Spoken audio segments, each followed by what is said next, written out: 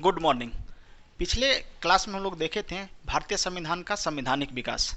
भारतीय संवैधानिक विकास को हम लोग दो चरणों में बांटकर पढ़ लिए थे। एक था ब्रिटिश ईस्ट इंडिया कंपनी के अंतर्गत संवैधानिक विकास और दूसरा था ब्रिटिश क्राउन के अंतर्गत संवैधानिक विकास। तो हम लोग 1773 से लेकर 1947 तक जो भारतीय स्वतंत्रता अधिनियम था 1947 वहाँ तक हम लोग डिस्कस कर लिए थे।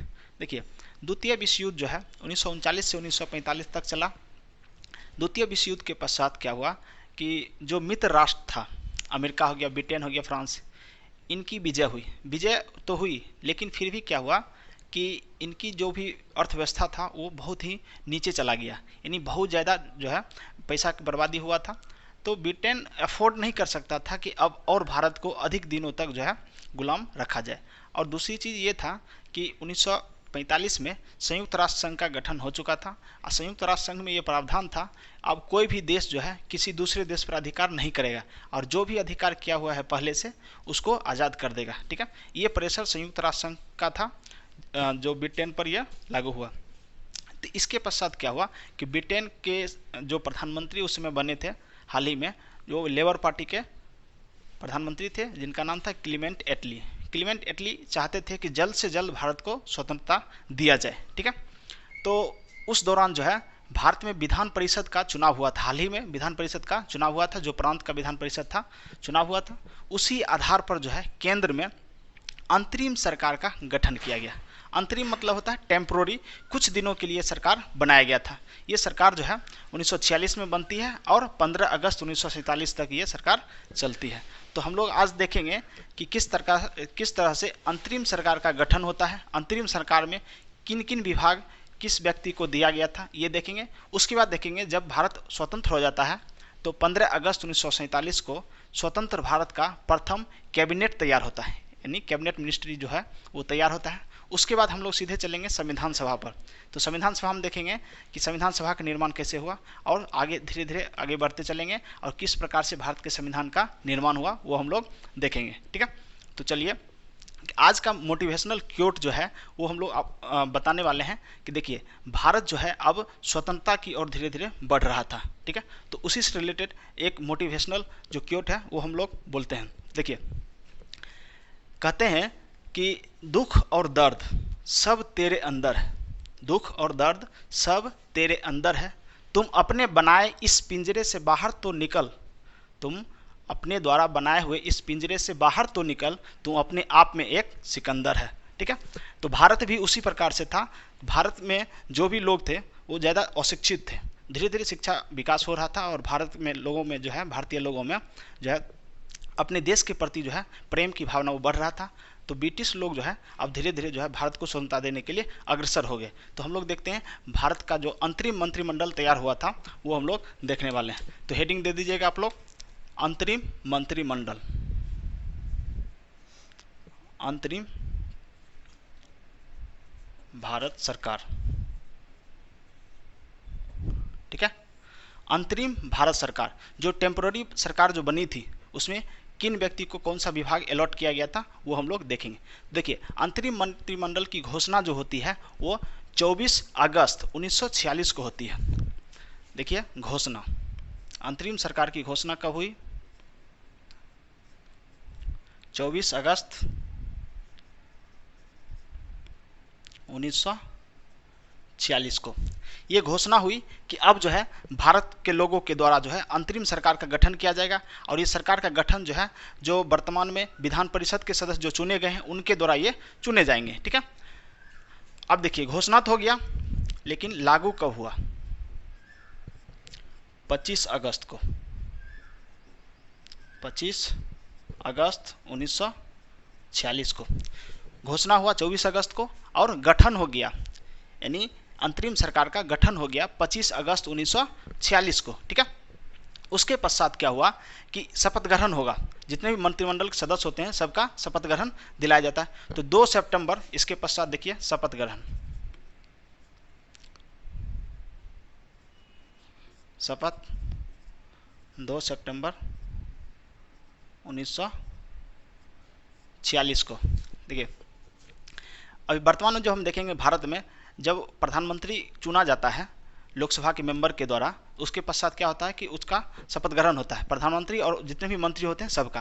तो क्या हुआ कि जब अंतरिम सरकार का गठन हो रहा था तो जितने भी मेंबर थे सभी ने शपथ ग्रहण लिया। अब देखिए शपथ जब लिए तो वायसराय के पास लिए जाकर, ठीक है। अभी वर्तमान में जब देखेंगे तो प्रधानमंत्री को जो है राष्ट्रपति के द्वारा शपथ दिलाया जाता है। उसी प्रकार से जितने भी मेंबर थे अंतरिम सरकार में वो सभी वायसराय भवन में जाकर वहाँ पर शपथ लेते हैं, ठीक है। तो देखिए शपथ ग्रहण कब होता है, तो 2 सितंबर 1946 को। इसमें कुल जो है 12 सदस्य थे।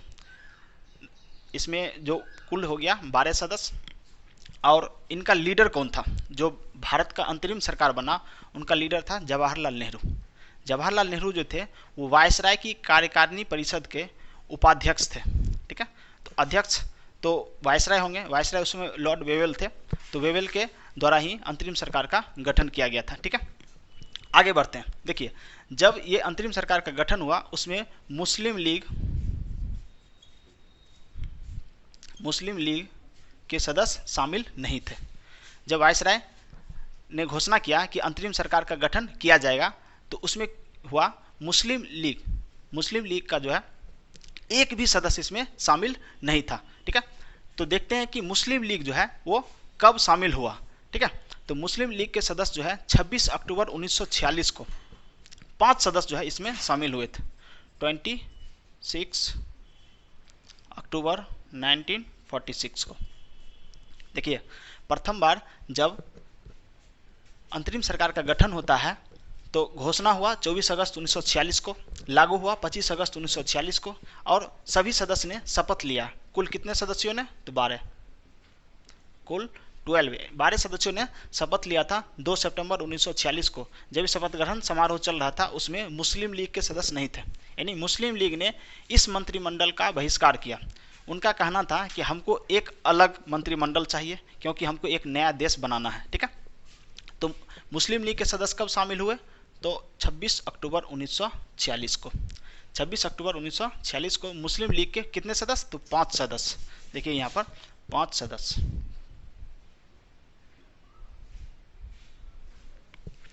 मुस्लिम लीग के 5 सदस्य जो है इस मंत्रिमंडल में शामिल हुए थे, ठीक है। अब हम एक एक करके देखेंगे कौन कौन विभाग जो है किन किन लोगों को दिया गया था, ठीक है। तो देखिए नंबर एक हो गया जे.एल. नेहरू। जे.एल. नेहरू, पंडित जवाहरलाल नेहरू को बनाया गया वायसराय की कार्यकारिणी परिषद के उपाध्यक्ष। वायसराय की कार्यकारिणी या कार्यकारी परिषद के उपाध्यक्ष।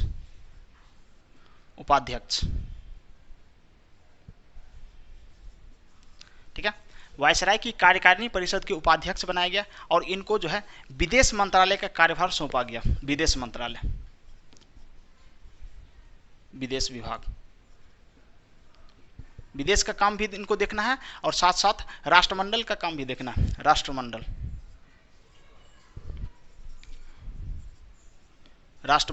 ठीक है। तो देखिए जब अंतरिम सरकार गठन हुआ था तो जवाहरलाल नेहरू को जो है वायसराय की कार्यकारिणी परिषद के अध्यक्ष एवं विदेश मंत्रालय दिया गया था और राष्ट्रमंडल का कार्यभार भी इनको सौंपा गया था, ठीक है। तो ये हो गया पहला। अब हम लोग देखते हैं 2 नंबर। तो आप लोग क्या कर सकते हैं, इसका स्क्रीनशॉट ले लीजिएगा या इसको जो है पॉज करके आप लिख सकते हैं, ठीक है, क्योंकि नोट करना बहुत जरूरी है। नेक्स्ट हम लोग चलते हैं 2 नंबर। इसके अगले हम लोग देखेंगे सरदार वल्लभ भाई पटेल। सरदार वल्लभ भाई पटेल को कौन सा विभाग मिला हुआ था, 2 नंबर दे दीजिएगा। 2 नंबर हम लोग देखते हैं सरदार पटेल। सरदार पटेल, देखिए सरदार पटेल को गृह विभाग मिला था, यानी होम मिनिस्ट्री। देखिए कैबिनेट जैसे बनता है, कैबिनेट में प्रधानमंत्री के पश्चात जो है जो गृह मंत्री होता है वो सबसे ज़्यादा शक्तिशाली व्यक्ति होता है। तो 2 नंबर पर हम लोग देखेंगे सरदार पटेल गृह मंत्री, सूचना एवं प्रसारण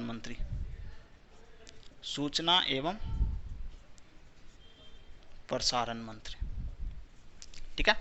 अंतरिम मंत्रिमंडल में सरदार पटेल को गृह, सूचना एवं प्रसारण मंत्री का कार्यभार सौंपा गया था। ठीक है, आगे हम लोग देखते हैं doctor Rajendra Prasad. Doctor Rajendra Prasad, doctor Rajendra Prasad को जो है कृषि और खाद्य मंत्री का विभाग मिला था। कृषि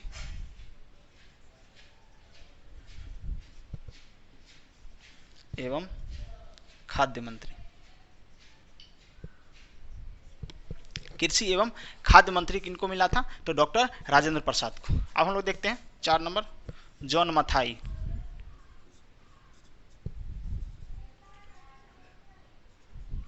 जॉन मथाई, जॉन मथाई को जो मिला था वो उद्योग मंत्री, क्या थे? उद्योग मंत्री और आपूर्ति मंत्री, उद्योग मंत्री कह सकते हैं, उद्योग मंत्री एवं आपूर्ति मंत्री, आपूर्ति मंत्री जॉन मथाई। अगला हम लोग देखते हैं बलदेव सिंह।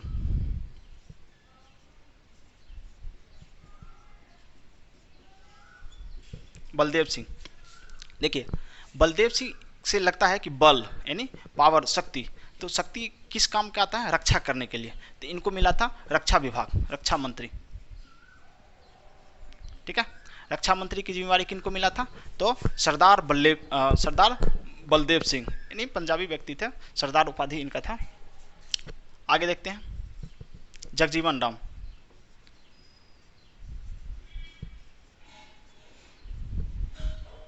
जगजीवन राम, देखिए अंतरिम मंत्रिमंडल के सदस्यों को याद क्यों करना है?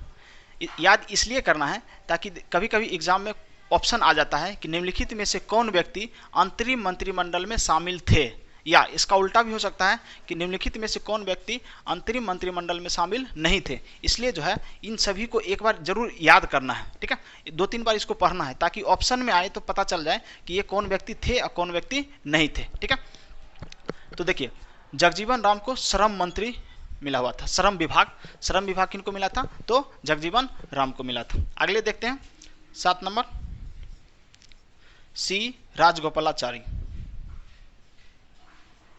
राजगोपालाचारी, चक्रवर्ती राजगोपालाचारी जो थे वो शिक्षा मंत्री थे, शिक्षा मंत्री थे। ठीक है, तो 7 नंबर तक हम लोग देख लिए। अब यहाँ तक आप स्क्रीनशॉट ले लीजिए या इसको कॉपी में नोट कर लीजिए पॉज करके वीडियो। ठीक है, हम लोग 8 नंबर इसके बाद हम लोग देखते हैं।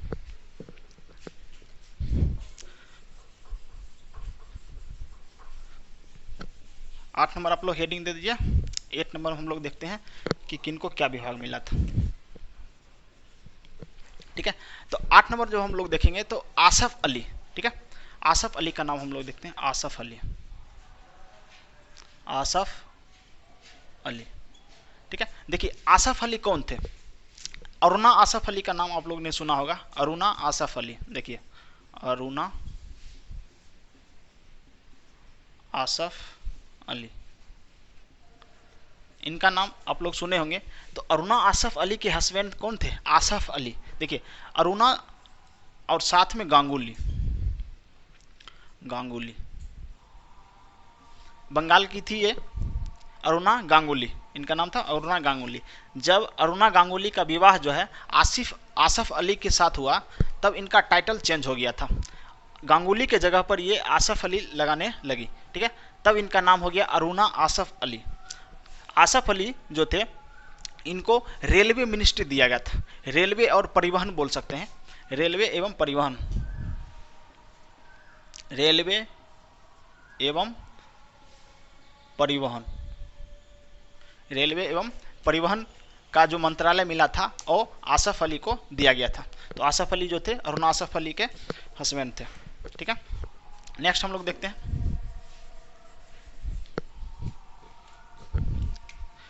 C.H. भाभा। C.H. भाभा जो थे इनको कार्य खनन एवं ऊर्जा मंत्रालय मिला था, कार्य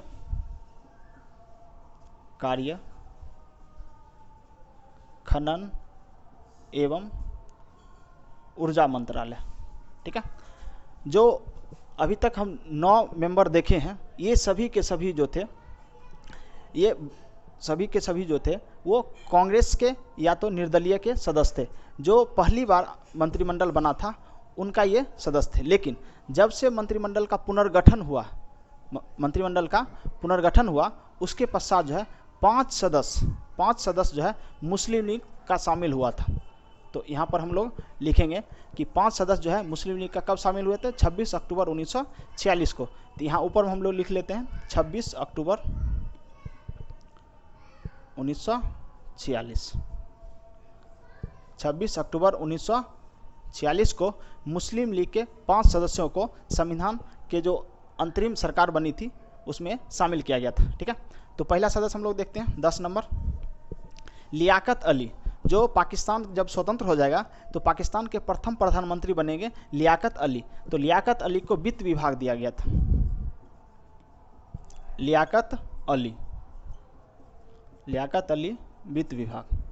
ठीक है, तो वित्त मंत्री कौन बने थे अंतरिम सरकार में, तो लियाकत अली को बनाया गया था। ठीक है, अगला हम लोग देखते हैं इब्राहिम। 11 नंबर आप लोग हेडिंग दे दीजिए, इब्राहिम इस्माइल चुंदरीगर। ठीक है, इनका नाम था इब्राहिम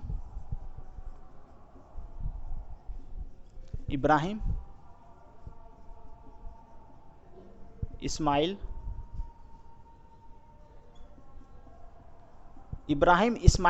चुंदरीगर। इनको मिला था वाणिज्य विभाग।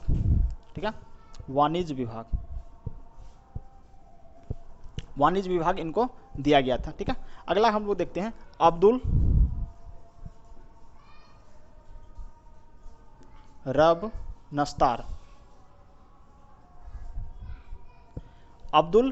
नस्तार जो थे वो क्या थे, स्वास्थ्य मंत्री।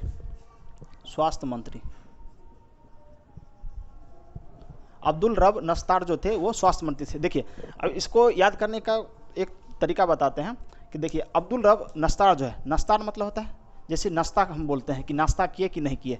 जो व्यक्ति डेली नाश्ता कर लेता है सुबह 8 बजे 7 बजे जो भी है उठने के पश्चात जो है अगर जल्दी नाश्ता कर लेता है तो वो हमेशा जो है स्वस्थ रहेगा, कभी भी बीमार नहीं पड़ेगा। ठीक है, यानी समय पर जब नाश्ता हो जाता है तो वो व्यक्ति जो है स्वस्थ रहता है, कभी बीमार नहीं पड़ता है। तो कैसे याद रखेंगे, तो अब्दुल रब नस्तार याद करने की जरूरत ही नहीं पड़ेगा, नाश्ता याद रखना है और इसको स्वास्थ्य मंत्री विभाग दे देना है। ठीक है, आगे बढ़ते हैं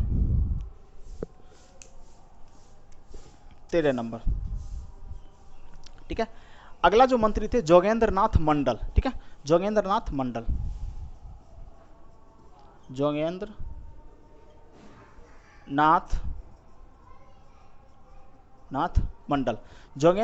मंडल को विधि मंत्रालय मिला था, विधि मंत्री थे ये, विधि मंत्री। देखिए, जब हम पहली बार संविधान पढ़ रहे थे तो हमको आश्चर्य लगा, जब हम अंतरिम मंत्रिमंडल जब हम पढ़ रहे थे, आज से 5-7 साल पहले जब हम पढ़े थे अंतरिम मंत्रिमंडल के बारे में, तो उस लिस्ट में जो था B.R. अम्बेडकर का नाम ही नहीं था। जो भारतीय संविधान को बनाने में इतना जो है सहयोग किए थे उनका नाम ही नहीं था इसमें। और वो भी विधि मंत्री किनको बनाया गया था, जोगेंद्र नाथ मंडल को बनाया गया था, और इसमें B.R. अम्बेडकर थे ही नहीं। तो याद रखिएगा कि कभी कभी गलती से पूछ लेता है क्वेश्चन कि निम्नलिखित में से कौन से सदस्य जो थे अंतरिम मंत्रिमंडल में शामिल नहीं थे, तो B.R. अम्बेडकर को याद रखना है क्योंकि बार बार ये क्वेश्चन पूछता है, ये शामिल नहीं थे। ठीक है, तो विधि मंत्री के रूप में किनको बनाया गया था, जोगेंद्र नाथ मंडल को बनाया गया था। ठीक है, अब एक और व्यक्ति थे गजामफर अली खां। ठीक है, गजामफर अली खां। देखिए आप लोग जो है इसको नोट कर लीजिए। और अब्दुल रब नस्तार जो है, 1 मिनट रुकिए, इसको लगता है हमको उल्टा लिखा गया। देखिए, गजामफर अली खां को मिला था स्वास्थ्य मंत्रालय। ठीक है, गजामफर अली खां को स्वास्थ्य मंत्रालय मिला था, इनको मिला था संचार मंत्रालय। ठीक है, संचार मंत्रालय। आप इसको करेक्शन कर लीजिएगा। देखिए, अब्दुल रब नस्तार को संचार मंत्रालय मिला था और गजामफर खां को स्वास्थ्य मंत्रालय मिला था। ठीक है, तो नेक्स्ट हम लोग देखते हैं गजामफर अली खां।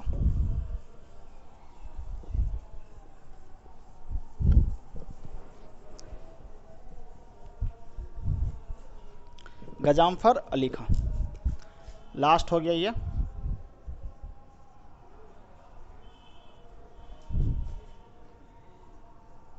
गजामफर अली खां, इनको मिला था स्वास्थ्य मंत्रालय। स्वास्थ्य मंत्रालय। स्वास्थ्य मंत्रालय किनको मिला था? तो गजामफर अली खां को स्वास्थ्य मंत्रालय विभाग मिला हुआ था। तो ये हो गया अंतरिम मंत्रिमंडल। अंतरिम मंत्रिमंडल जब बना था उसमें कुल कितने सदस्य थे? तो कुल 14 सदस्य। सभी को हम लोग एक एक करके देख लिए और सभी को आप लोग को 2-3 बार इसको पढ़ लेना है ताकि ऑप्शन जब आए तो आपको पकड़ में आ जाए कि ये ऑप्शन में है कि नहीं है। ठीक है, तो कभी कभी पूछ लेता है ऐसा क्वेश्चन। ठीक है, देखिए जब अंतरिम मंत्रिमंडल का गठन हो रहा था तो उसमें मुस्लिम लीग शामिल नहीं था। ये बार बार क्वेश्चन आता है। ठीक है, मुस्लिम लीग कब शामिल हुआ? तो 26 अक्टूबर 1946 को जो है अंतरिम मंत्रिमंडल जो है इसमें शामिल हुआ था। कौन? मुस्लिम लीग। मुस्लिम लीग के सदस्यों को शामिल किया गया था। ठीक है, आगे बढ़ते हैं।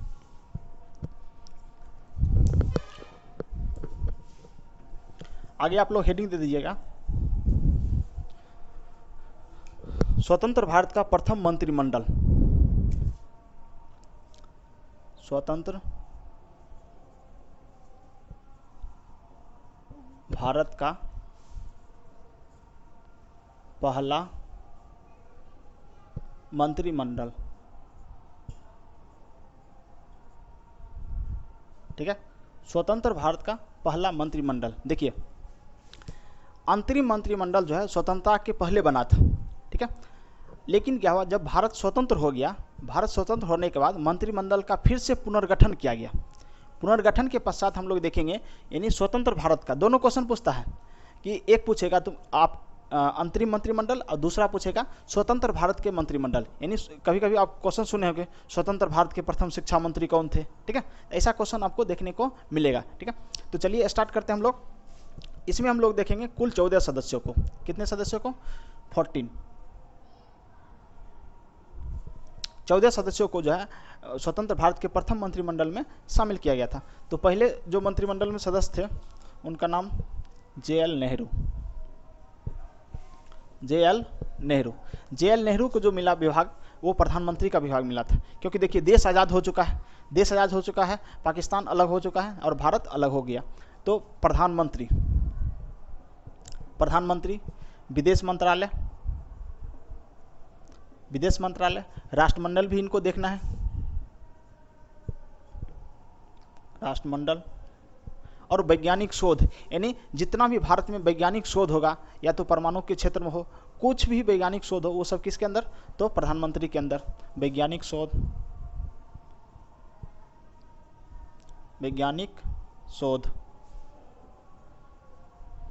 ठीक है, वैज्ञानिक शोध। और अन्य जो भी मंत्रिमंडल किसी भी सदस्य को नहीं दिया गया था, सभी मंत्रिमंडल किसके पास आएगा? तो प्रधानमंत्री के अंदर आएगा। अभी भी वर्तमान में देखेंगे कि जो भी मिनिस्ट्री अगर किसी भी व्यक्ति को नहीं मिला है, जो कैबिनेट मिनिस्ट्री में है, किसी को अगर नहीं मिला है तो वो समझते हैं हम लोग कि सभी किसके पास है? तो प्रधानमंत्री के पास है। अन्य जो बच गया वो सब प्रधानमंत्री के पास होता है। ठीक है, अगला हम लोग देखते हैं सरदार पटेल। सरदार पटेल जो थे भारत के यानी स्वतंत्र भारत के प्रथम गृह मंत्री थे। गृह मंत्री या गृह विभाग कह सकते हैं, गृह मंत्री। ठीक है, और राज्य की मामला भी ये देखते थे। गृह मंत्री तो थे ही और साथ में राज्य भी देखते थे और सूचना प्रसारण भी देखते थे। ठीक है, राज्य मंत्री, गृह, राज्य के मामले के मंत्री और सूचना प्रसारण।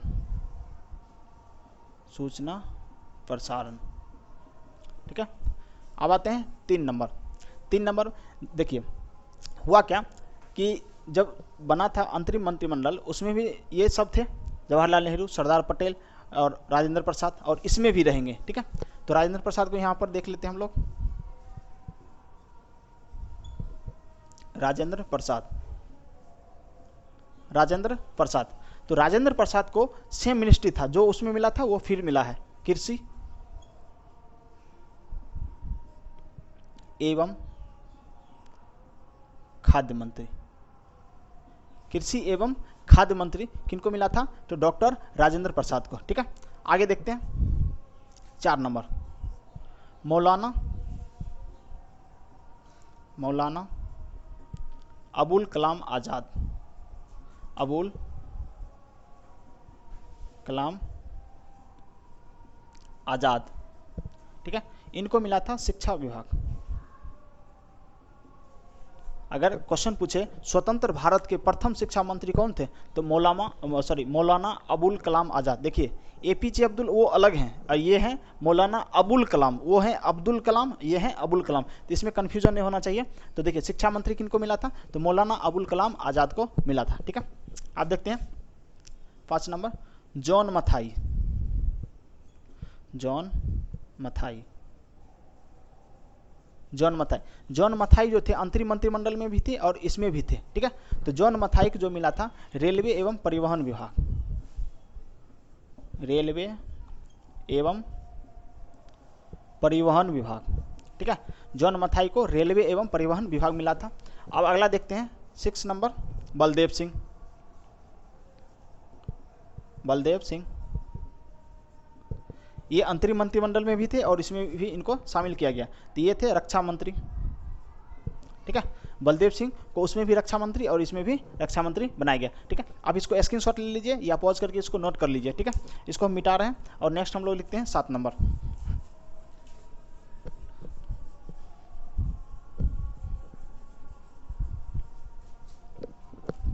ठीक है, देखिए 7 नंबर हम लोग देखेंगे, इसमें विधि सदस्य चेंज हो गया, ठीक है। विधि सदस्य जो है इसमें चेंज हो गया, इसमें बी आर अम्बेडकर को विधि सदस्य बनाया गया, बी आर अम्बेडकर,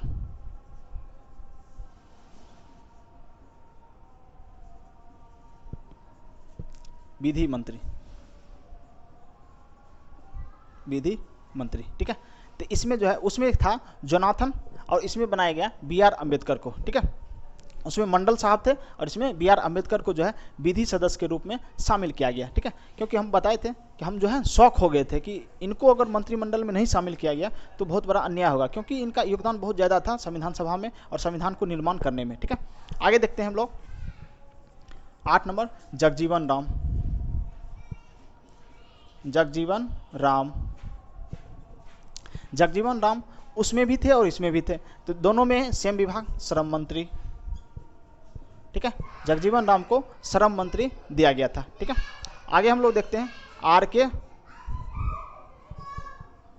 के षणमुखम शेट्टी, आर के षणमुखम शेट्टी, आर के षणमुखम शेट्टी को वित्त मंत्रालय दिया गया था, वित्त मंत्री,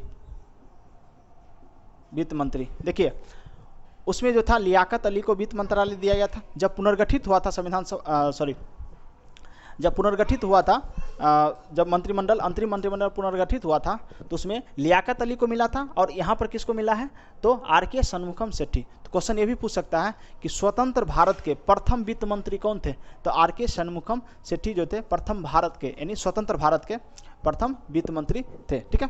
नेक्स्ट हम लोग देखते हैं स्वास्थ्य मंत्री, अमृता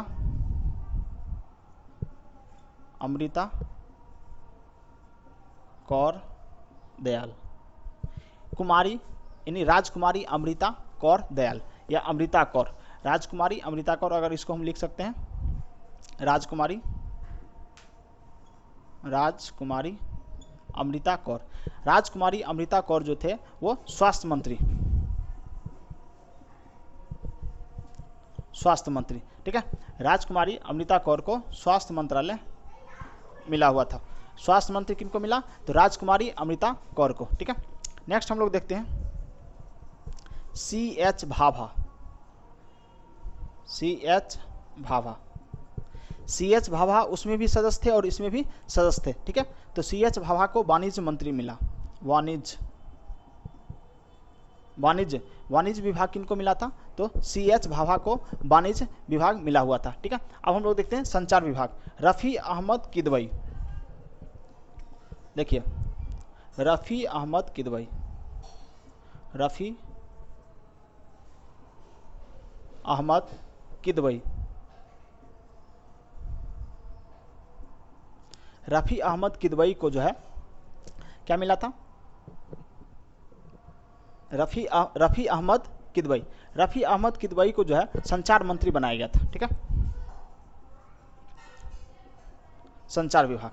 अब इसको स्क्रीनशॉट ले लीजिए या इसको पॉज कर लीजिए। हम लोग नेक्स्ट देखते हैं, इसको मिटाना पड़ेगा।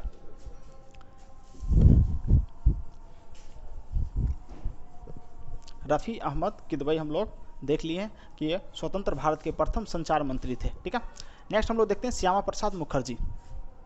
श्यामा प्रसाद मुखर्जी, ठीक है, 13 नंबर 13 देख लेते हैं। श्यामा प्रसाद मुखर्जी, श्यामा प्रसाद मुखर्जी। श्यामा प्रसाद मुखर्जी को उद्योग और आपूर्ति मंत्री बनाया गया था। उद्योग एवं आपूर्ति मंत्री।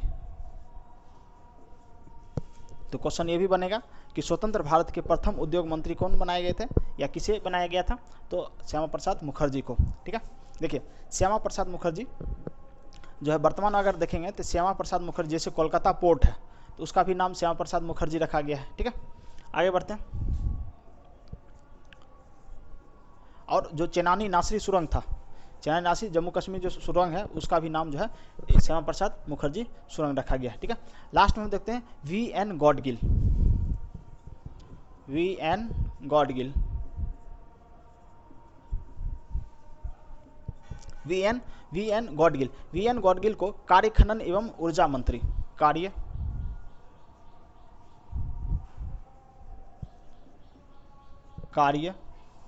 खनन एवं ऊर्जा मंत्री, कार्य खनन एवं ऊर्जा मंत्री किन्हें बनाया गया था? तो वी.एन. गॉडगिल को बनाया गया था। ठीक है, अभी हम लोग देख लिए दो मंत्रिमंडल, एक देखें अंतरिम मंत्रिमंडल, दूसरा देखें स्वतंत्र भारत का प्रथम मंत्रिमंडल।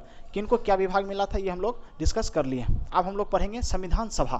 ठीक है, अब बारी आती है संविधान के निर्माण करने की। तो भारतीय संविधान के निर्माण की जिम्मेवारी जो है भारतीय संविधान सभा को दिया गया था। अब किस प्रकार से भारतीय संविधान सभा का गठन होता है, इनमें कौन कौन मेंबर थे, सभी मेंबर तो नहीं जानना है, लेकिन कितने मेंबर थे ये जानेंगे और कहाँ कहाँ से ये आए थे, कुछ मेंबर को हम लोग देखेंगे। ठीक है, तो आप लोग हेडिंग दे दीजिए संविधान सभा, भारतीय संविधान सभा।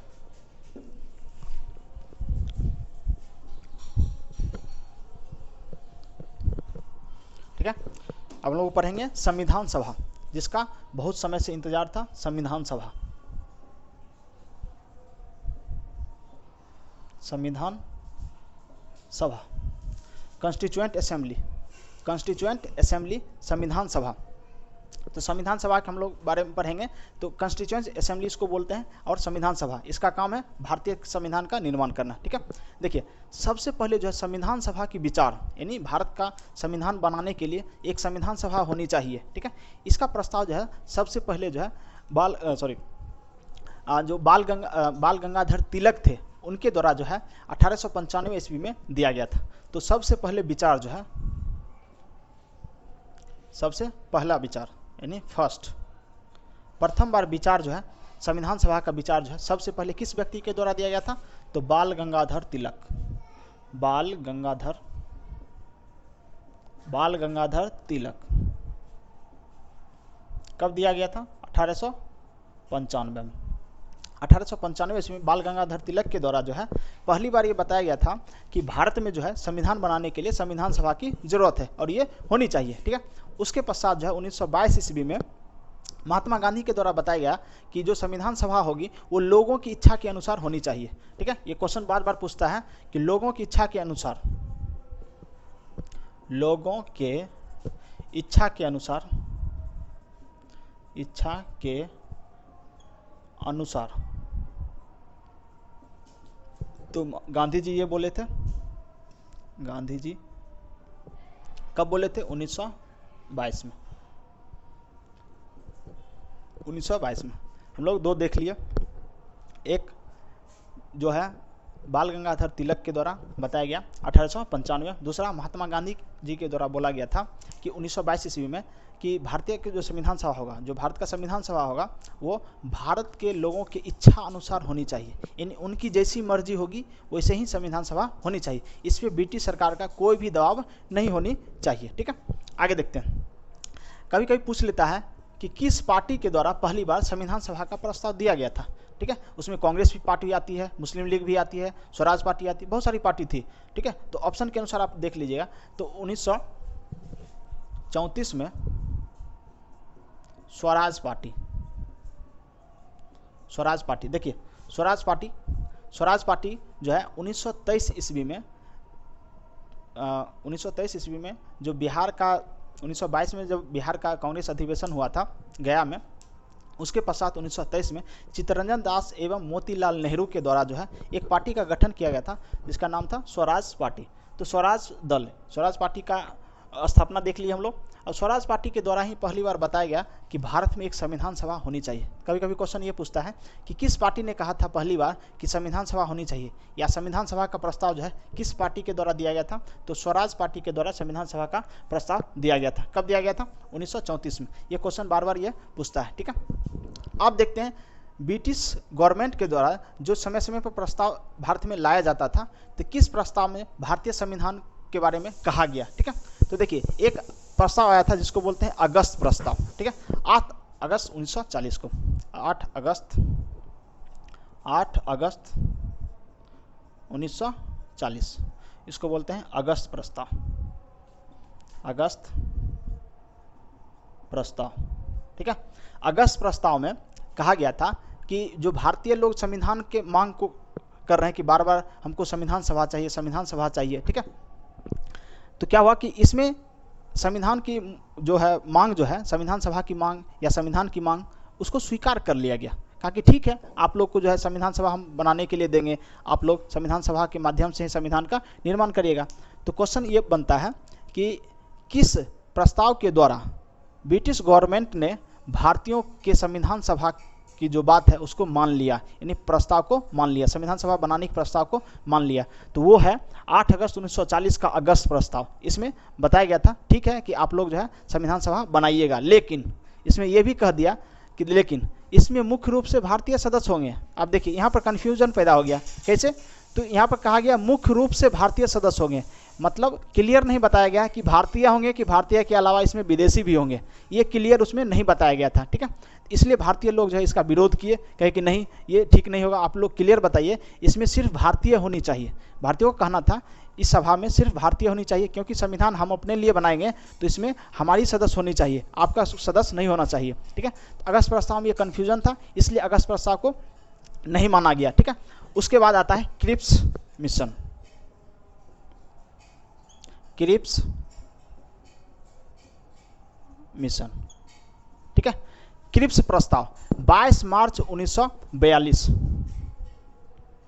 22 मार्च 1942 को क्रिप्स प्रस्ताव आया। क्रिप्स प्रस्ताव में कहा गया कि ठीक है आप संविधान सभा बनाइएगा और संविधान सभा में आपकी मर्जी के अनुसार लोग होंगे, ठीक है। तो ये कहा गया क्यों? क्योंकि देखिए ये समय चल रहा है 1942 का और द्वितीय विश्व युद्ध चल रहा है। ब्रिटिश गवर्नमेंट नहीं चाहती थी कि भारतीय लोग हमारे खिलाफ हो जाएं, ठीक है। वो चाहती थी कि भारतीय लोग हमको सपोर्ट करें, क्योंकि अभी हम जो है द्वितीय विश्व युद्ध में बिजी हैं। इसलिए लॉर्ड बेवेल के द्वारा कहा गया, देखिए क्रिप्स प्रपोजल में कहा गया, तो कहा गया कि देखिए आप जो संविधान सभा बनाइएगा अपनी मर्जी से बनाइएगा, लेकिन संविधान सभा का गठन अभी मत करिए, अभी जो है हम लोग वर्ल्ड वार में बिजी हैं, आप लोगों के ऊपर हम ध्यान नहीं दे सकते हैं अभी, ठीक है।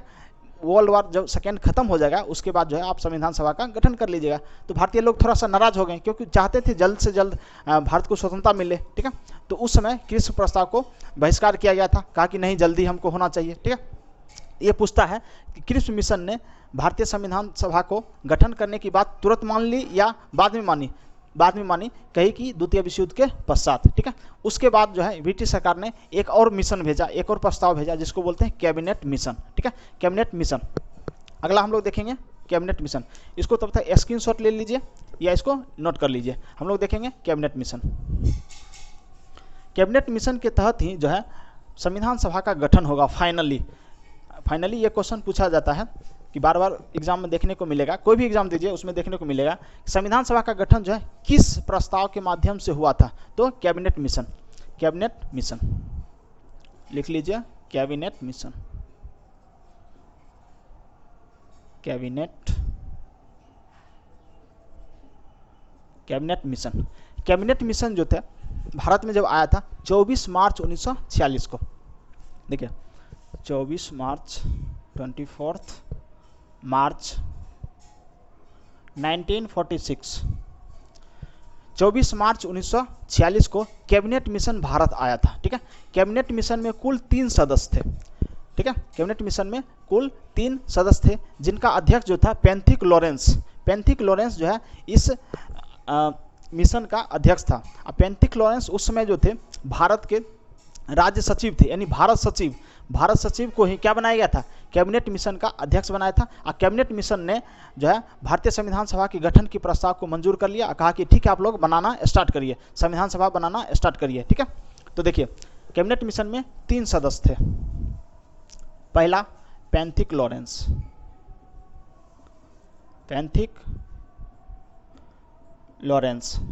पेंथिक लॉरेंस जो थे ये अध्यक्ष थे।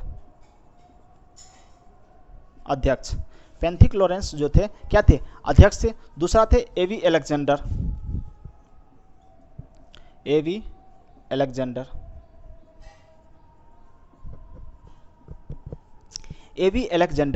अलेक्जेंडर जो थे नौसेना मंत्री थे, ब्रिटिश सरकार के नौसेना मंत्री थे एवी अलेक्जेंडर। तीसरा थे स्टैफोर्ड क्रिप्स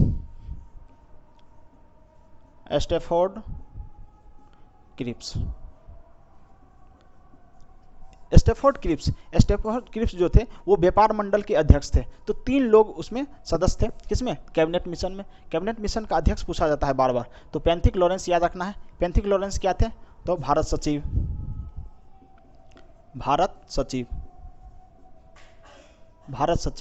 पेंथिक लॉरेंस भारत सचिव थे और इन्हीं को जो है कैबिनेट मिशन का अध्यक्ष बनाया गया था।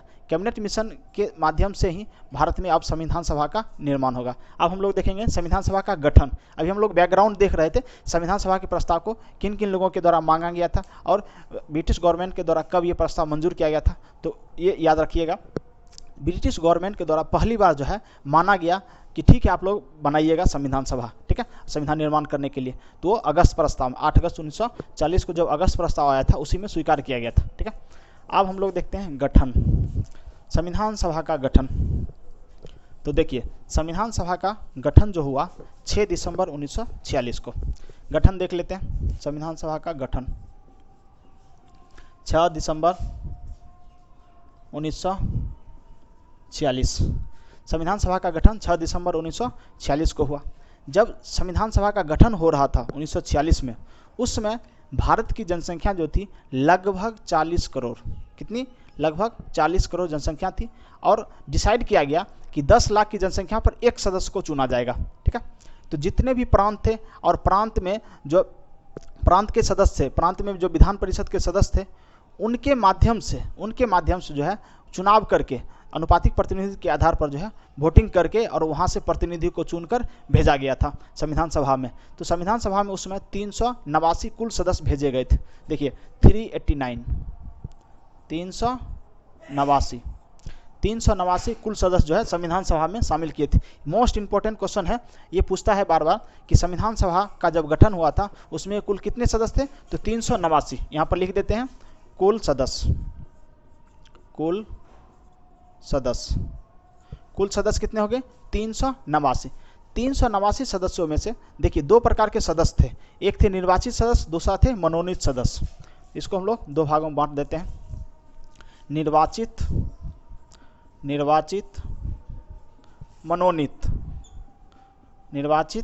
और मनोनीत। निर्वाचन यानी विधान परिषद के सदस्यों के द्वारा जिन लोगों का निर्वाचन हुआ था वो निर्वाचित सदस्य हो गए, और जिनका मनोनयन हुआ था, यानी जैसे भारत में उस समय था रजवाड़ा हुआ करता था, तो रजवाड़ा के द्वारा जो है अपने प्रतिनिधि को सिर्फ भेज दिया गया ऐसे ही, तो उसको बोलते हैं देसी रियासत। देसी रियासत के सदस्य को मनोनीत किया गया था और जो विधान परिषद का सदस्य था उसको निर्वाचित किया गया था। ठीक है, तो संविधान में कुल 389 सदस्य थे, जिसमें से 296 सदस्यों का निर्वाचन हुआ था। 296 और 296 सदस्यों का निर्वाचन हो गया था। 93 सदस्यों का मनोनयन हुआ था। 93 सदस्य जो है, 93 सदस्य देसी रियासत से ऐसे चुनकर आ गए थे, इनको वोटिंग नहीं किया गया था, मनोनीत किया गया था। तो क्वेश्चन पूछता है संविधान सभा में जितने भी सदस्य शामिल थे उनमें से कितने सदस्य का मनोनयन हुआ था, यानी मनोनीत किया गया था कितने सदस्यों की। जैसे अभी वर्तमान हम लोग देखते हैं कि राष्ट्रपति जो है 12 सदस्यों को राज्यसभा में मनोनीत करते हैं। ठीक है, उसी प्रकार से जो है संविधान सभा जब बनी थी तो 389 389 मेंबर में से कितने मेंबर का जो है मनोनीत किया गया था? तो 93 मेंबर को मनोनीत किया गया था। अब हम लोग देखेंगे कि जो 296 मेंबर है इसमें से कितने ब्रिटिश भारत से आए थे और कितने कमिश्नरी क्षेत्र से आए थे। तो देखिए यहाँ पर हम बात करते हैं 296 मेंबर। 296 में से 294 मेंबर जो थे वो ब्रिटिश भारत से आए थे, सॉरी 292, और 4 मेंबर जो थे वो कमिश्नरी क्षेत्र से आए थे। देखिए 292 और 4, 292 जो था ये था British Bharat, British Bharat, British Bharat. देखिए जैसे अभी हम बात करते हैं भारत में जो है 28 स्टेट्स है, यानी 28 गो राज्य है और 8 केंद्र शासित प्रदेश है। जिस समय संविधान सभा बन रहा है 1946 के समय में, उसमें ब्रिटिश भारत को हम बोलते थे स्टेट। जो ब्रिटिश गवर्नमेंट का जो शासन चल रहा था उसका डायरेक्टली कौन कौन स्टेट था, यानी राज्य था जहाँ पर विधान परिषद थी, तो उसको बोलते हैं ब्रिटिश भारत। और कुछ कमिश्नरी क्षेत्र था, जिस प्रकार से अभी हम बोलते हैं कि ये केंद्र शासित प्रदेश है, यानी केंद्र का शासन डायरेक्ट चलता है। तो कुछ ऐसा भी मतलब वहाँ पर कुछ शहर कह सकते हैं, कुछ शहर ऐसा था जहाँ पर डायरेक्ट दिल्ली से शासन चलता था, उसको बोलते हैं कमिश्नरी क्षेत्र। तो उसमें 4 कमिश्नरी क्षेत्र था और प्रत्येक कमिश्नरी क्षेत्र से एक एक सदस्य का वहाँ से जो है चुनाव करके आया था। ठीक है, कमिश्नरी क्षेत्र से एक एक सदस्य का चुनाव करके आया था, ब्रिटिश भारत से 292 सदस्यों का। तो अब हम लोग देखेंगे कि 4 कमिश्नरी क्षेत्र था, तो कौन कौन कमिश्नरी क्षेत्र उसमें प्रेजेंट था। तो देखिए पहला जो था वो था दिल्ली। ठीक है, पहला कमिश्नरी क्षेत्र था दिल्ली। दूसरा हम देखेंगे बलूचिस्तान, बलूचिस्तान, बलूचिस्तान। बलूचिस्तान जो अभी वर्तमान में पाकिस्तान में है, वो भी एक कमिश्नरी क्षेत्र हुआ करता था, जो एक अलग देश का मांग कर रहा है। अगर भविष्य में अगर पाकिस्तान का अगर 2 टुकड़ा हुआ, पाकिस्तान अगर फिर से बटेगा, तो एक बलूचिस्तान नया देश बनेगा, जो पाकिस्तान के पश्चिम साइड जो ईरान के सीमा से लगता है बलूचिस्तान, उसका गठन हो सकता है भविष्य में। देखिए अगला बना था अजमेर मेरवाड़ा, अजमेर मेरवाड़ा, अजमेर मेरवाड़ा। अजमेर अभी वर्तमान में जो है राजस्थान के इलाका में है, तो वो एक कमिश्नरी क्षेत्र था। अगला था कुर्ग, एक कमिश्नरी क्षेत्र जो था वो कुर्ग था। देखिए यहाँ पर लिख देते हैं ब्रिटिश भारत, ये हो जाएगा कुर्ग। कुर्ग जो है वो कर्नाटक में पड़ता है अभी वर्तमान में, कर्नाटक, कुर्ग।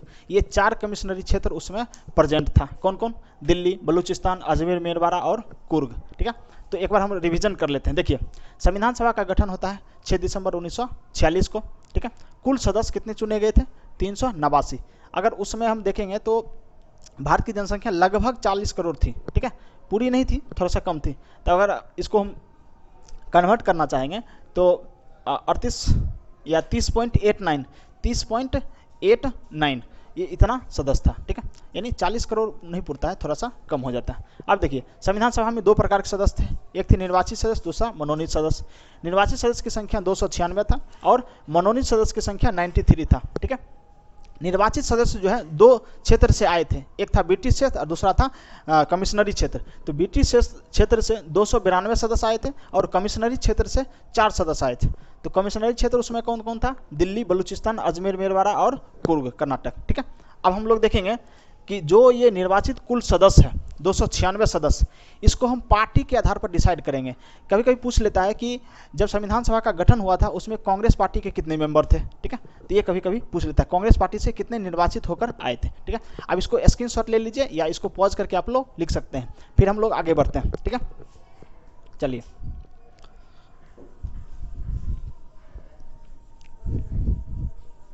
अब हम लोग देखेंगे कि जो 296 मेंबर का निर्वाचन हुआ था उसमें से कांग्रेस पार्टी का कितना था, मुस्लिम लीग का कितना था। तो देखिए 296 जो सदस्य थे, इनमें से 208 सदस्य था कांग्रेस का, उसमें से 73 और बच गया 15 सदस्य। देखिए 208 सदस्य कांग्रेस पार्टी के थे, INC, Indian national Congress, INC, Indian national Congress के कितने सदस्य थे? 208 और 73 सदस्य मुस्लिम लीग के, ML, इसको शॉर्ट में हम लिख देते हैं ML, मुस्लिम लीग। मुस्लिम लीग के कितने सदस्य? 73। और जो 15 सदस्य बच गए वो थे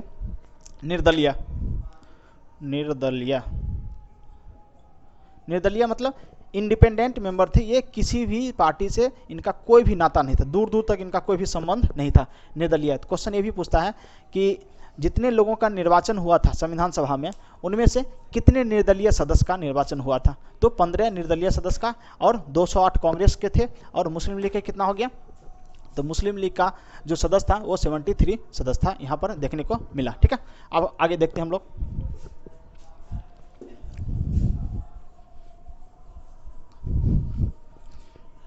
देखिए, ये तो हम लोग बैकग्राउंड देख लिए कि किस प्रकार से संविधान का गठन हुआ। ठीक है, संविधान में कितने मेंबर थे, ठीक है, और देख लिए थे कि कितने मेंबर कमिश्नरी क्षेत्र से आए थे, कितने मेंबर का निर्वाचन हुआ, कितने मेंबर देसी रियासत से आए। बार बार क्वेश्चन पूछता है, ठीक है, कि देसी रियासत से कितना, जब संविधान बना था 93 मेंबर देसी रियासत से, ठीक है, और 296 मेंबर जो था वो निर्वाचित होकर आए थे, कहाँ से? जो विधान परिषद है उसके सदस्यों के द्वारा। कभी कभी पूछ लेता है विधान परिषद के सदस्यों के द्वारा जो निर्वाचित हुआ था वो प्रत्यक्ष रूप से हुआ था कि अप्रत्यक्ष रूप से। क्वेश्चन डायरेक्ट नहीं पूछेगा, इनडायरेक्ट हो से पूछेगा कि जो भारतीय संविधान सभा था उसमें जो भी लोग सदस्य थे उनका जो निर्वाचन हुआ था भारत की जनता के द्वारा प्रत्यक्ष रूप से हुआ था या अप्रत्यक्ष रूप से हुआ था? तो कह सकते हैं अप्रत्यक्ष रूप से। क्यों? क्योंकि जनता ने चुना था किसको? तो विधान परिषद के सदस्यों को, और विधान परिषद के सदस्य किसको चुना? तो संविधान सभा के सदस्यों को। जिस प्रकार से अभी लोकसभा में सांसद होते हैं और राज्य में देखेंगे स्टेट में विधानसभा में विधायक होते हैं, ठीक है, तो डायरेक्ट अभी लोग वोट देकर जो है सांसद को भी चुनते हैं और विधायक को भी चुनते हैं, लेकिन प्रधानमंत्री और मुख्यमंत्री को नहीं चुनते। तो प्रधानमंत्री को कौन चुनता है? जो लोकसभा का सदस्य है वो चुनता है। तो प्रधानमंत्री को हम लोग कह सकते हैं कि डायरेक्ट नहीं चुनते, इनडायरेक्ट रूप से चुनते हैं, ठीक है।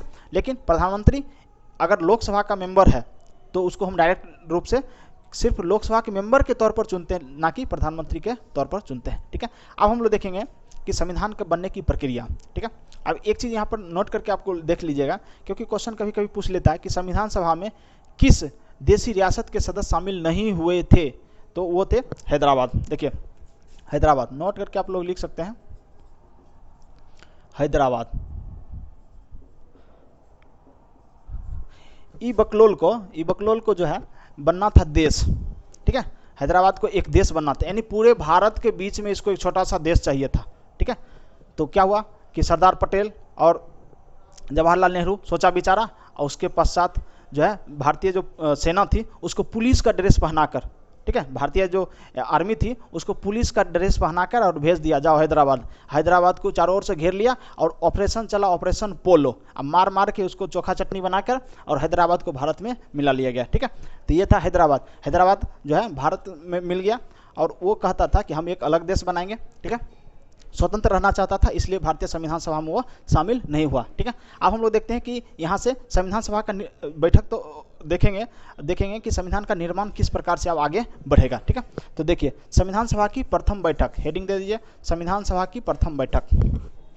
संविधान सभा का प्रथम बैठक 9 दिसंबर, देखिए प्रथम बैठक 9 दिसंबर 1946।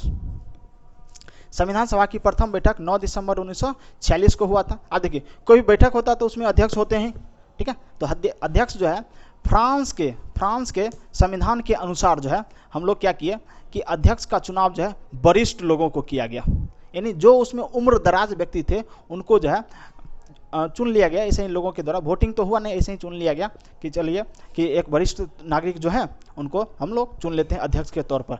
तो उसमें जो उस समय जो संविधान सभा था तो उसमें सबसे बुजुर्ग लोग जो थे वो सच्चिदानंद सिन्हा थे, डॉक्टर सच्चिदानंद सिन्हा। उनको जो है संविधान सभा का अस्थायी अध्यक्ष चुना गया, यानी कुछ समय के लिए इनको बनाया गया था, ठीक है। देखिए तो अस्थायी अध्यक्ष, अस्थायी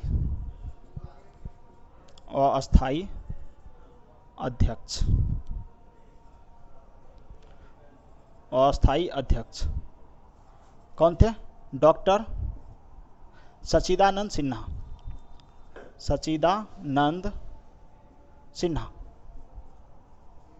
ठीक है।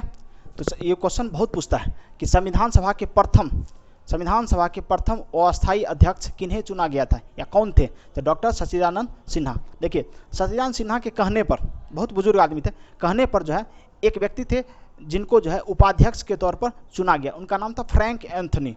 Frank Anthony. देखिए अस्थाई उपाध्यक्ष, ये एक एंग्लो इंडियन थे, ठीक है। फ्रैंक एंथनी एंग्लो इंडियन थे, उनको जो है संविधान सभा के प्रथम उपाध्यक्ष और अस्थायी उपाध्यक्ष के रूप में चुना गया था। फ्रैंक एंथनी क्या थे ये? Anglo Indian.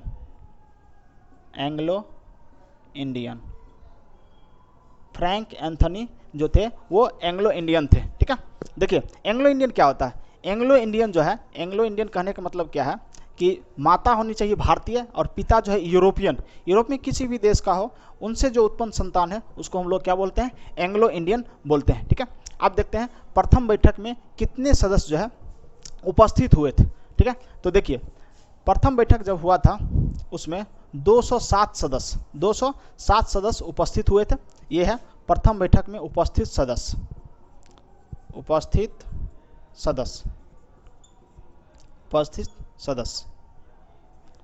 अब देखिए सदस्य संख्या कितना था? कुल 389 सदस्य था, लेकिन उपस्थित कितना हुआ? तो केवल 207 सदस्य, मात्र 207 सदस्य जो है संविधान सभा के प्रथम बैठक में जो है उपस्थित हुए थे, जिसमें से 9 सदस्य महिलाएं की थी। देखिए 9 सदस्य और 198, ये हो गया फीमेल, ये हो गया मेल। ये क्वेश्चन बहुत इंपॉर्टेंट है, बहुत ये बार पूछता है ये कि संविधान सभा के जब प्रथम बैठक हुआ था उनमें कितनी महिलाओं ने भाग लिया था? तो 9 महिलाओं ने भाग लिया था। अब बात ये आती है कि जब संविधान सभा में 389 मेंबर था तो इतना ही सदस्य क्यों उपस्थित हुआ? 207 ही मात्र क्यों हुआ? इसलिए हुआ क्योंकि मुस्लिम लीग को चाहिए था एक अलग देश और एक अलग संविधान सभा, ठीक है। इसलिए उसने क्या हुआ, इस संविधान सभा को बहिष्कार किया और शामिल नहीं हुआ, कहा कि हम लोग शामिल नहीं होंगे, इसमें शामिल नहीं होंगे। इसलिए क्या हुआ कि देसी रियासत के लोग और जो मुस्लिम लीग के लोग थे ये सब इसमें शामिल नहीं हुए। इसी से चिढ़ करके जो है ब्रिटेन के एक फेमस लीडर हैं जो आगे चल के प्रधानमंत्री भी बनते हैं, विंस्टन चर्चिल संविधान सभा की प्रथम बैठक को बोले कि देखिए हमको एक ऐसा विवाह लग रहा है जिसमें दुल्हन ही गायब है, दूल्हा अकेले क्या करेगा? किसने कहा था? Winston Churchill. यानी तंज कस रहा था, भारतीय लोगों के ऊपर तंज कसते हुए कह रहा था कि देखिए कि एक ऐसी शादी हम लोग देख रहे हैं जिसमें से दुल्हन ही गायब है, ठीक है। अब हम लोग देखते हैं द्वितीय बैठक, इसको आप स्क्रीनशॉट ले लीजिए या इसको पॉज करके आप लोग लिख सकते हैं, ठीक है। ये था संविधान सभा का प्रथम बैठक। अब हम लोग देखेंगे द्वितीय बैठक में क्या होता है कि अस्थायी अध्यक्ष का चुनाव होता है। यहाँ पर था अस्थायी अध्यक्ष, अब हम देखेंगे अस्थायी अध्यक्ष। द्वितीय बैठक 2 दिन के पश्चात 11 दिसंबर 1946 को संविधान सभा की दूसरी बैठक बुलाई गई, जिसमें डॉक्टर राजेंद्र प्रसाद को जो है, देखिए क्या हुआ कि संविधान सभा के लोगों का कहना था कि देखिए हम लोग जो अब चुनाव करेंगे वोट देकर ही अब अध्यक्ष का चुनाव होगा। जिस प्रकार से अभी वर्तमान हम देखे थे कि लोकसभा का जो अध्यक्ष होता है उसको जो है वोटिंग के द्वारा ही चुना जाता है, ऐसे नहीं कि चुन दिया, ठीक है। सब वोट करते हैं और उसके बाद जो है एक अध्यक्ष का चुनाव होता है। उसी प्रकार से संविधान सभा में जो अध्यक्ष होंगे उनका चुनाव किया जाएगा। तो मात्र 3 लोग ने फॉर्म भरा था कि हमको जो है अध्यक्ष बनना है। उसमें एक राजेंद्र प्रसाद थे और 2 अन्य व्यक्ति थे, उनका नाम हमको याद नहीं आ रहा है, ठीक है। तो 2 और व्यक्ति थे, लेकिन अब दुर्भाग्यवश क्या हुआ कि जो व्यक्ति 2 और जो थे, राजेंद्र प्रसाद के अलावा 2 व्यक्ति और जो थे, वो फॉर्म तो भरे लेकिन प्रॉपर तरीके से फॉर्म नहीं भरने के कारण उनके फॉर्म को रद्द कर दिया गया, ठीक है। अभी भी देखते हैं कोई एग्जाम का फॉर्म आता है, कोई गलत फॉर्म भर दिया, उसका फॉर्म क्या होता है? रिजेक्ट हो जाता है, या कोई 2 से अधिक फॉर्म भर दिया, उसका फॉर्म रिजेक्ट हो जाता है। तो इसी प्रकार से 2 लोग जो फॉर्म भरे थे उनके फॉर्म को रिजेक्ट कर दिया। अब अकेले बच गए कौन? तो डॉक्टर राजेंद्र प्रसाद। तो डॉक्टर राजेंद्र प्रसाद को सर्वसम्मति से, यानी निर्विरोध है, अब इनके विपक्ष में कोई है ही नहीं, कोई खड़ा ही नहीं हुआ, जो हुआ था उसका फॉर्म रिजेक्ट हो गया। तो सर्वसम्मति से जो है डॉक्टर राजेंद्र प्रसाद को संविधान सभा का प्रथम अस्थायी अध्यक्ष चुन लिया गया। कब? 11 दिसंबर 1946 को, ठीक है। तो देखिए प्रथम अस्थायी अध्यक्ष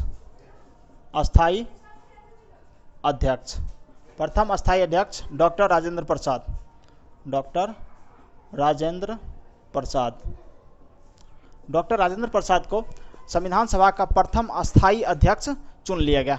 देखिए, अस्थायी अध्यक्ष जब चुन लिया गया, ये बात कब की है? 11 दिसंबर 1946 की। 11 दिसंबर 1946 की बात है। तो देखिए हुआ क्या, उस समय जो था एक व्यक्ति को उपाध्यक्ष भी बनाया गया था। देखिए, अस्थायी उपाध्यक्ष कब कौन बने थे? Frank Anthony. फ्रैंक एंथोनी को अस्थायी उपाध्यक्ष बनाया गया था। तो जब ये अस्थायी अध्यक्ष भी बने तो इनके साथ एक और व्यक्ति बने जिनका नाम था एच.सी. मुखर्जी। एच.सी. मुखर्जी, ठीक है। देखिए, उस समय भी एक अध्यक्ष एक उपाध्यक्ष, इस समय भी एक अध्यक्ष एक उपाध्यक्ष। ये कब की बात है? तो सेकेंड वाचन जो हुआ था 11 दिसंबर 1946 को, यानी सेकेंड बैठक में जो है दो लोगों को, एक को अध्यक्ष और दूसरे को उपाध्यक्ष चुना गया। लेकिन क्या हुआ कि जब संविधान सभा का विघटन हुआ, सॉरी विघटन नहीं कर सकते हैं, बंटवारा हुआ, यानी 15 अगस्त 1947 के पश्चात पाकिस्तान जब भारत से अलग हो गया तो संविधान सभा का भी विभाजन हुआ। जब पुनर्गठन हुआ संविधान सभा का, पुनर्गठन हुआ, उसमें ये प्रावधान किया गया, लोगों का कहना था कि देखिए अब हम एक नहीं दो उपाध्यक्ष बनाएंगे, ठीक है। तो इसी के तहत जो है इसके बाद एक और उपाध्यक्ष बनाए गए थे। अध्यक्ष तो सेम रहे डॉक्टर राजेंद्र प्रसाद, उपाध्यक्ष भी एक सेम रहे, लेकिन एक उपाध्यक्ष को और ऐड कर लिया गया जिनका नाम था वी.टी. कृष्णामाचारी। देखिए, VT. Krishnamachari, VT. Krishnamachari. VT. Krishnamachari जो थे संविधान सभा के दूसरे उपाध्यक्ष के तौर पर चुना गया था इनको। तो क्वेश्चन आता है कि संविधान सभा में जो है कितने उपाध्यक्ष थे? अस्थायी उपाध्यक्ष कितने थे? तो दो। कौन कौन? एच.सी. मुखर्जी और वी.टी. कृष्णामाचारी, ठीक है। नेक्स्ट हम लोग देखते हैं तृतीय बैठक। ये दूसरा बैठक में क्या क्या घटना घटा देख लिए। दूसरा बैठक में अध्यक्ष और उपाध्यक्ष को चुना गया। आप देखते हैं तीसरा, ये तृतीय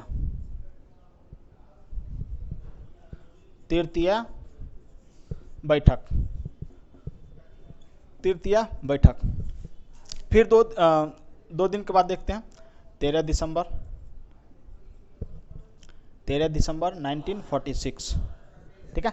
संविधान सभा का जो प्रथम बैठक देख लिए, उसके बाद दूसरा देख लिया, अब हम देखते हैं तीसरा। 13 दिसंबर 1946 को संविधान सभा का जो है तीसरा बैठक बुलाया गया। इसमें जवाहरलाल नेहरू के द्वारा जो है उद्देश्य प्रस्ताव प्रस्तुत किया गया। उद्देश्य प्रस्ताव यानी संविधान का क्या उद्देश्य होनी चाहिए। देखिए,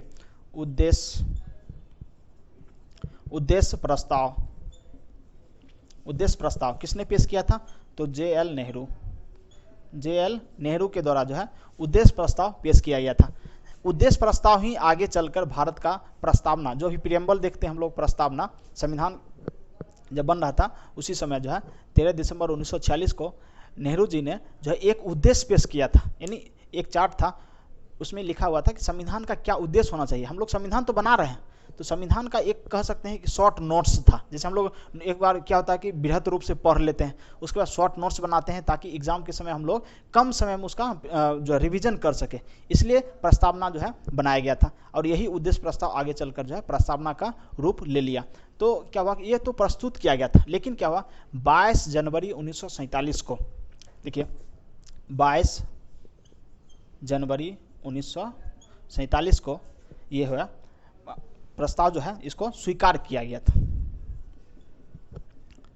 स्वीकार क्वेश्चन पूछा गया कि जो संविधान सभा के अंतर्गत नेहरू जी के द्वारा जो है उद्देश्य प्रस्ताव प्रस्तुत किया गया था, उसको संविधान सभा ने कब स्वीकार किया? तो 22 जनवरी 1947 को जो है ये उद्देश्य प्रस्ताव संविधान सभा के द्वारा स्वीकार किया गया, और यही प्रस्ताव जो है आगे चलकर जो है क्या बन गया? प्रस्तावना का रूप ले लिया, ठीक है। आगे हम लोग देखते हैं, इसको आप स्क्रीनशॉट ले लीजिए, ठीक है। नेक्स्ट हम लोग देखते हैं। देखिए, एक सदस्य थे, संविधान सभा के सदस्य नहीं थे, और वो जो थे ICS अधिकारी थे, जिनका नाम था V.N. राव। बहुत ज़्यादा संविधान के बारे में उनको नॉलेज था, पॉलिटी बहुत जानकार थे वो।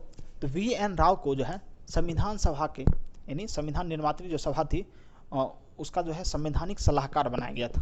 तो आप लोग नोट करके ये लिखिएगा, मोस्ट इम्पोर्टेंट क्वेश्चन है, ये नोट करके लिखिएगा। V.N. राव, बेनेगल नरसिंह राव, V.N. राव को संवैधानिक सलाहकार बनाया गया। संवैधानिक सलाहकार, VN राव को संवैधानिक सलाहकार बनाया गया था। ठीक है, तो क्वेश्चन ये बनता है कि ऑप्शन दे देगा निम्नलिखित में से कौन संविधान सभा के सदस्य नहीं थे, और उसमें ऑप्शन ये रहता है VN राव। सबको पता है VN राव संवैधानिक सलाहकार थे, तो संवैधानिक सलाहकार थे इसका मतलब है संविधान का सदस्य होंगे ये संविधान सभा का, सबको दिमाग में ये घूमने लगता है, लेकिन ये संविधान सभा के सदस्य नहीं थे। ठीक है, लेकिन इसको क्या बनाया गया, तो संविधान सभा के संवैधानिक सलाहकार बनाया गया था। ठीक है, नेक्स्ट हम लोग देखते हैं। देखिए एक एक करके आप जो है नोट्स बनाते चलिए, नोट्स बनाना बहुत ज़रूरी है। ठीक है, अभी तक जो है हम लोग संविधान सभा के बारे में हम लोग देख लिए। ठीक है, अब वीडियो लंबी हो जाती है, इसलिए हम लोग जो है इसके पश्चात हम लोग देखेंगे किस प्रकार से प्रारूप समिति का गठन होता है, प्रारूप समिति में कितने मेंबर थे, इसके बारे में हम लोग चर्चा करेंगे। BR अम्बेडकर के बारे में देख लेंगे, उनका चुनाव बहुत कन्फ्यूजन होता है कि BR अम्बेडकर का प्रथम बार चुनाव कहाँ से हुआ, फिर से वो चुनाव कहाँ से जीते। जब संविधान का विघटन होता है, यानी 2 भागों में जब संविधान बढ़ता है, पाकिस्तान चला जाता है, उसके पश्चात BR अम्बेडकर का चुनाव कहाँ से होता है। ठीक है, तो वीडियो लंबी ना हो इसके लिए हम लोग अगले क्लास में हम लोग देखेंगे कि आगे जो है प्रारूप समिति का किस प्रकार से गठन होता है और किस प्रकार से संविधान का निर्माण होता है, फाइनली संविधान कब बन के तैयार होता है, कितना पैसा लगता है, कितना दिन समय लगा बनने में, ये सब हम लोग डिटेल से पढ़ने वाले हैं। ठीक है, एक भी क्वेश्चन जो है आपको छूटने वाला नहीं है, कोई भी एग्जाम में। वीडियो देखिए और एक कोई ऑब्जेक्टिव बुक लीजिए और उससे टॉपिक वाइज देखिए, अभी संविधान सभा हम देख लें, टॉपिक वाइज आप क्वेश्चन का रिवीजन करिए। ठीक है, एक भी क्वेश्चन आपको नहीं छूटेगा, बार बार इसको रिवीजन करते चलिए, आज जितना हम पढ़ें उतना आप रिवीजन करिए। ठीक है, अब अगले क्लास में हम लोग मिलते हैं, तब तक के लिए जय हिंद, अपना ख्याल रखिए और सभी लोगों को आसपास जितने भी लोग हैं सबके साथ अच्छे से रहिए, अच्छे से व्यवहार करिए, एक ऐसा इंसान बनिए कि आपके साथ महिलाएं जो हैं सजग रहे, सम्मानित महसूस करें, सुरक्षित रहे। ठीक है, मिलते हैं अगले क्लास में, तब तक के लिए जय हिंद, नमस्कार।